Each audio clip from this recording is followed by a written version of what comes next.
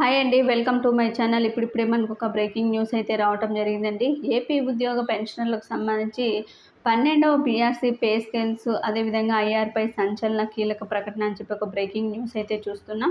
పూర్తి వివరాలు వీడియోలో తెలుసుకుందాం. మీరైతే వీడియోని ఎక్కడా కూడా స్కిప్ చేయకుండా ఎండ్ వరకు అయితే చూసేయండి. వీడియో నచ్చినట్లయితే తప్పకుండా లైక్ చేయండి, షేర్ చేయండి. ఇక ముఖ్యంగా పీఆర్సీ పే స్కేల్స్ మార్పు కోసం ప్రభుత్వం చుట్టూ తిరిగితే ప్రయోజనం ఉండదు.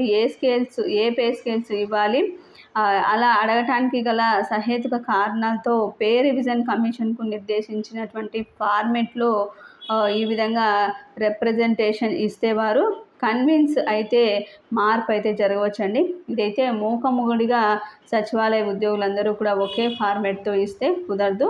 ఏ పోస్టుకు ఆ పోస్టు వారికి గల కారణాలతో ఇవ్వాల్సి ఉంటుంది.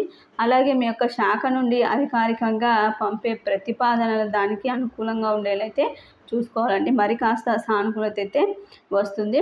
అలాగే మీరు జూనియర్ అసిస్టెంట్ పే స్కేల్స్ కనుక సాధించుకుంటే చేరినప్పటి నుంచి కూడా నేషనల్ ఇంక్రిమెంట్లు లేదా అక్టోబర్ 2021 నుండి ఇంక్రిమెంట్ల డిమాండ్ అవసరమైతే లేదండి. ఎందుకంటే జూనియర్ అసిస్టెంట్ పే స్కేల్స్ కనుక ఇస్తే మీ యొక్క నేషనల్ ఇంక్రిమెంట్స్ ఇచ్చినా సరే ఇవ్వకపోయినా మీ యొక్క ఇంక్రిమెంట్ అనేది అక్టోబర్కు మార్చకపోయినా 2019లో చేరిన 2020లో చేరిన కారుణ్య నియామకాల ద్వారా చేరిన ఈ విధంగా ప్రొబేషన్ డిక్లరేట్ అందరితో కూడా పాటు అయినా ఆలస్యంగా అయినా సరే సెలవుల వల్ల ఇంక్రిమెంట్లు పోస్ట్ పోన్ అయినా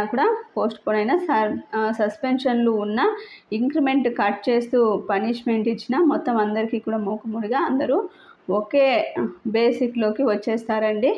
తదుపరి ఇంక్రిమెంట్ అక్కడ నుండి ఏడాదికైతే వస్తుంది.